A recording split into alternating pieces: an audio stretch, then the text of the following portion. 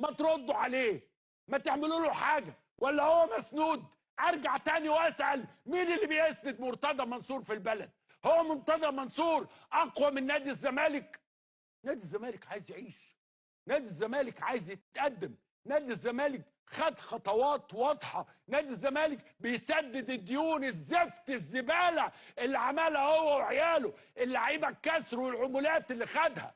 احنا مش عايزين كل شويه حد يقول لك ايه مش عايزين. ليه مش عايزين تتكلموا؟ ما تتكلموا وتقولوا مين اللي بيدمر نادي الزمالك، مين اللي عايز يعور نادي الزمالك.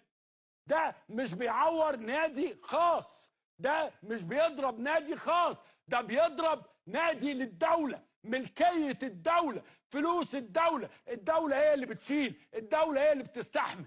أنا مش طالب حاجة صعبة، أنا مش طالب كتير، أنا طالب فضلا وليس أمرا.